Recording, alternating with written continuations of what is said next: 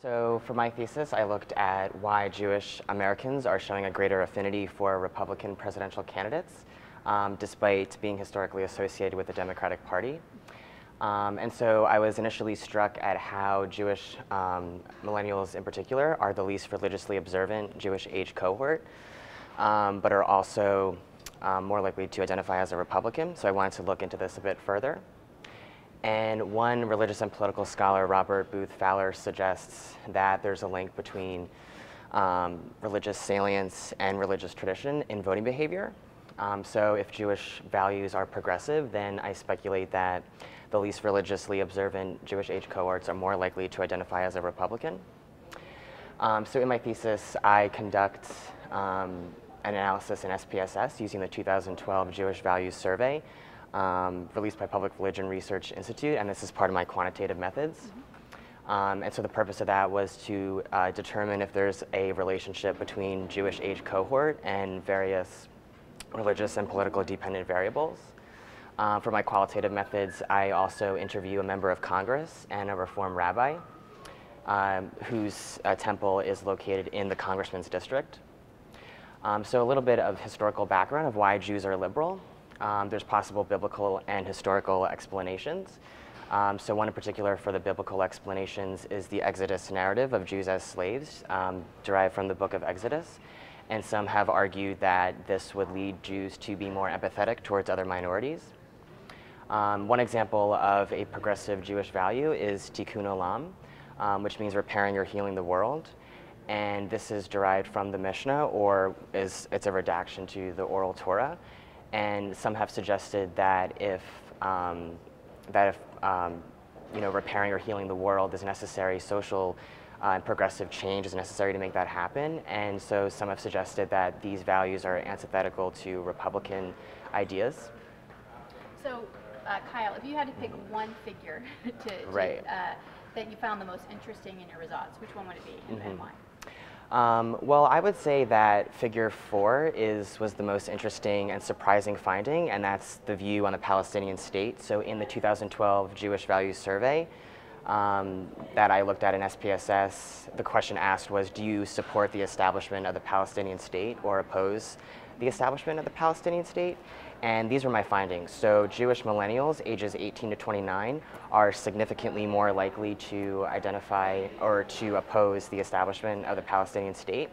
And as you can see here in figure 4, the views are essentially the complete opposite of other Jewish age cohorts. And so to me that was very interesting finding because according to these figures here, figure 3 and figure 2, Jewish millennials are significantly more likely to not view religion as an important aspect in their life, but are also more likely to be Republican. And so going back to figure 4, some have suggested that this could be why Jewish millennials are leaning more towards Republicans, because they do hold the most Republican view on this issue of the establishment of the Palestinian state. While others have suggested that party elites are influencing people in their own constituency on specific issues, so that would be a perfect example of that. I chose to look at Egypt in the Middle East as a functioning Islamic democracy. That was the original goal, actually, when I started, but when we started to look into more of the details of it, we sort of figured out that it was more about their path to democracy versus actually forming an Islamic democracy. So there's several reasons why I narrowed in on Egypt specifically, because of its sort of central location within the Middle East, and it sort of is a powerhouse for the whole region. So the Arab League was founded in Egypt in the 50s, and it sort of has become this hub of, just like everything is centered around Egypt. So it's a very important country politically speaking, and on the global sphere it's important just because of the way that they recognize Israel and sort of their interaction with the rest of the world. They have a close relationship with the United States, so it has a lot of potential to make a lot of influence in the area. So we looked at what democracy is, and that's where the philosophy part comes in to begin with. So first, defining what it means when we're discussing democracy. And I went with the Western sort of interpretation of it, just because that's what I'm most familiar with and what I've studied the most. And we sort of came up with these 7 elements that define democracy. Okay, great, yeah. So you look at citizen involvement, the representation of the citizens, rule of law. Those are the major ones. So then we sort of looked at the social contract theory and figured out what elements of that. And I focus a lot on Rousseau, Hobbes, and Mill. And I focus on the concept that man is born free and everywhere he is in chains. So we have the citizens of Egypt who are technically free citizens under the authoritarian government, but they don't have the representation or even like the resources that they need. And that's why the Muslim Brotherhood was able to become so successful. So the Muslim Brotherhood, when the first revolution took place, was able to take over the government and get a lot of elected positions because the entire time that Egypt was operating under its authoritarian regime, under Mubarak, or under Morsi, sorry, they weren't focusing on sort of providing for the poor. There's like a map of Egypt right here, and a lot of the people are focused right around the city. So the Egyptian government completely ignored pretty much a majority of the country, where the Muslim Brotherhood was doing a lot of grassroots level campaign type work and gained a lot of support. Take a step back. Why is the Muslim Brotherhood viewed as such a threat to maybe Western democracy? So originally the Muslim Brotherhood during the first revolution was seen as sort of a good thing. There's the fear that they are a very pro-Muslim group. So the whole Islamization of a country is fearful to the West, especially, and they focused a lot on just providing an Islamic government to begin with. Yeah.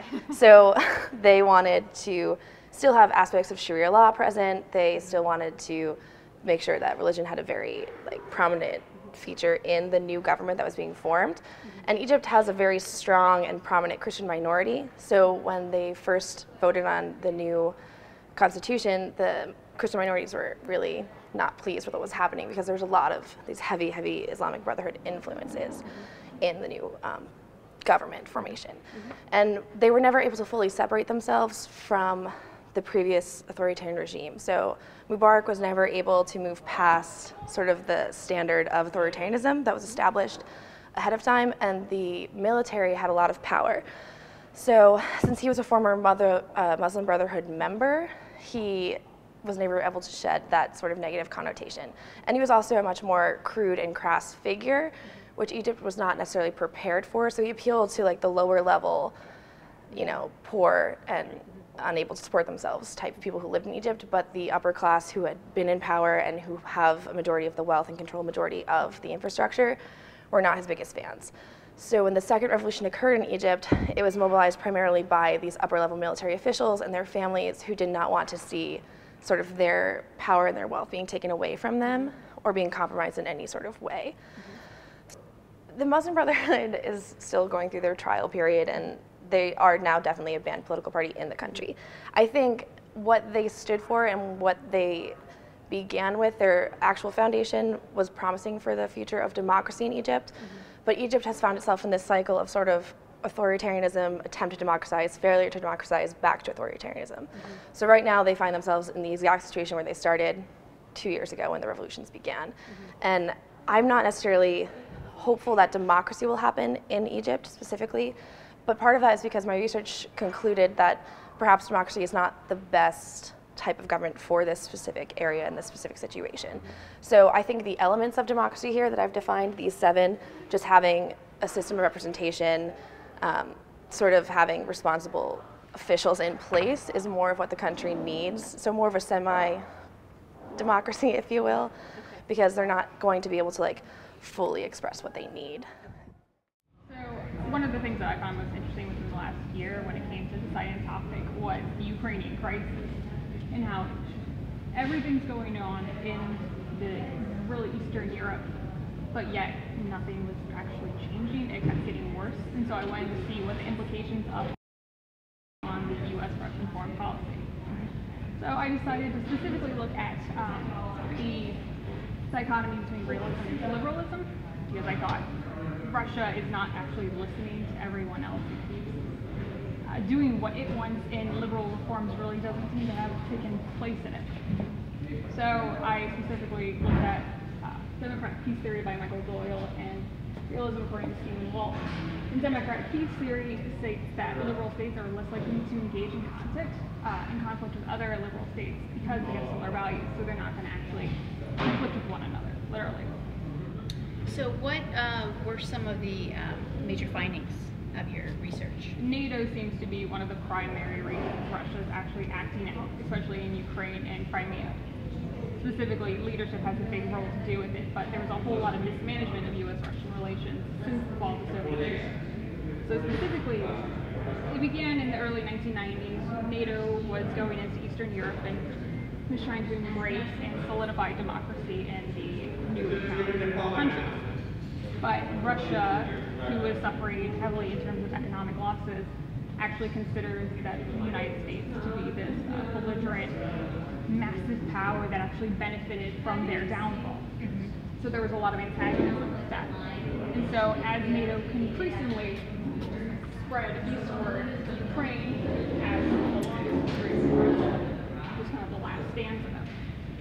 And with the missile deployment plans that Obama actually shelved to try to appease Putin, which did not work, it continued to cause confusion. So specifically, these areas are the ones in conflict, and it's actually created a buffer zone between the West and Russia. So it's kind of Cold War-esque in a sense. And so that's where all this fighting is going right now. But what I think needs to happen is that NATO should just stay out of Ukraine, because it's obviously not helping, and instead use these separatist areas to establish bi-yearly meetings between both sides to actually foster some type of cooperation. Because if Russia's never going to move when it comes to NATO, then you have to still find some other way. And so it's not like the United States hasn't worked with non-liberal states before in terms of this, Saudi Arabia and China. It's not infeasible. It's just a matter of trying to convince policymakers to look at the evidence and understand the enemy and actually act appropriately. So it seems after Crimea happened, there's been maybe less media attention, or is it just really less focus? Are there still skirmishes? Is there fear that Ukraine could actually, the democracy there could actually fail? There's a lot of political corruption in Ukraine, and that actually carried over into Crimea. But interesting enough, Crimea, in recent years especially, there was double the percentage of people who actually identified as Ukrainian, and the people who actually liked Russia was a very small little minority. So it was really interesting that Russia just totally seized over the government buildings. It wasn't exactly democratic in itself either. And Ukraine doesn't exactly have the military power right now or stability to really actually act on taking back Crimea. But now that the United States is actually training some of their soldiers, it may develop into the state where it's a U.S.-backed coalition to go in and actually take back. But I don't know if that will happen.